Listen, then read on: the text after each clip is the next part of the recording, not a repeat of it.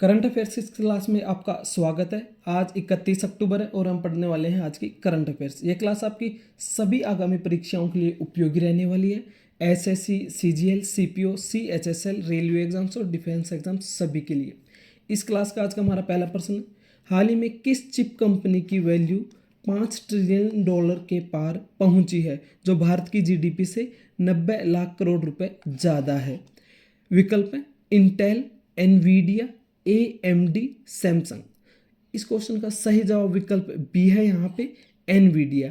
Nvidia की market value 5 trillion dollar को पार कर गई है। ऐसा करने वाली यह विश्व की पहली कंपनी है, पहली वैल्यूएबल कंपनी है जिसने 5 ट्रिलियन डॉलर की अपनी वैल्यू बनाई है। इसके अलावा सेकंड नंबर पे माइक्रोसॉफ्ट है और तीसरे नंबर पे यहाँ एप्पल आता है।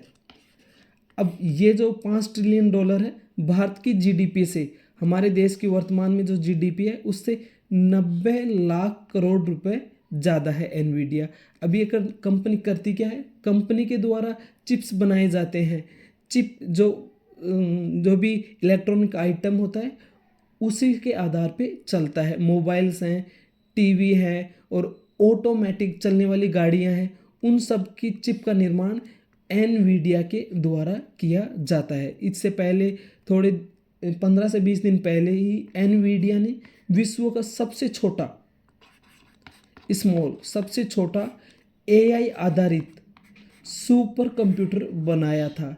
एआई के द्वारा ही इसका निर्माण किया गया था। नेक्स्ट क्वेश्चन है, हाल ही में किस क्रिकेटर को क्रिकेट में उत्कृष्ट सेवाओं के लिए नाइटहुड की उपाधि दी गई है? विकल्प है Stuart Broad, James Anderson, Ben Stokes, Joe Root. तो इसका सही जवाब विकल्प बी हो रहा है यहाँ पे जेम्स एंडरसन।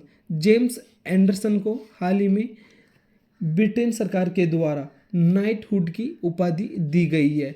ये इंग्लैंड क्रिकेट टीम के फास्ट बॉलर है।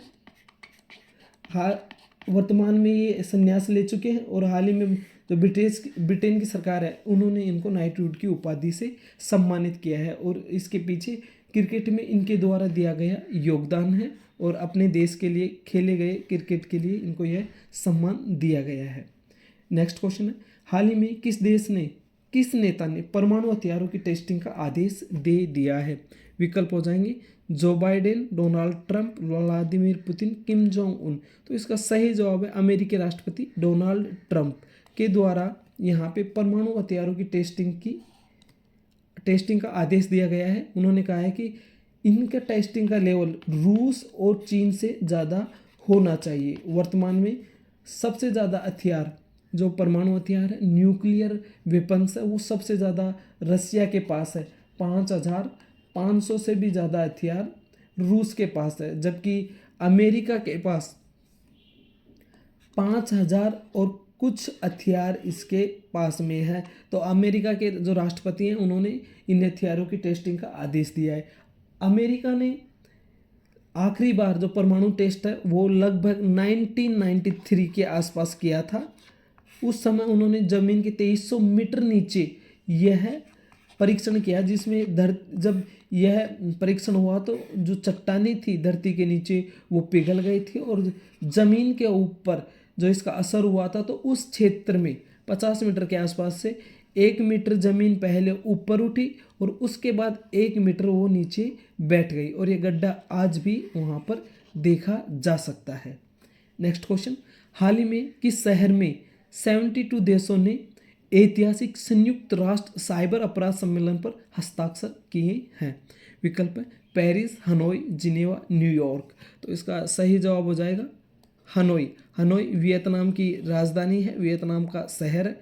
यहाँ पर 72 देशों ने मिलकर संयुक्त राष्ट्र का जो साइबर अपराध सम्मेलन है इस पर हस्ताक्षर किए हैं 72 कंट्रीज़ ने। नेक्स्ट है, हाल ही में किस संगठन ने पहला स्वदेशी सॉफ्टवेयर परिभाषित रेडियो खरीदने का निर्णय किया है?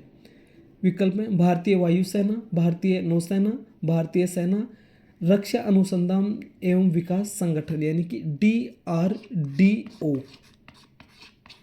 इस क्वेश्चन का सही जवाब विकल्प बी है भारतीय सेना इंडियन आर्मी के द्वारा यह खरीदा गया है। स्वदेशी है सॉफ्टवेयर और इसको भारतीय सेना के द्वारा यहाँ पे खरीदा गया है।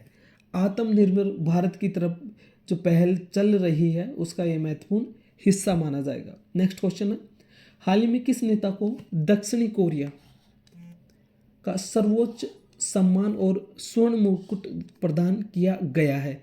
विकल्प है Joe Biden, Donald Trump, Vladimir Putin और सी जिनपिंग।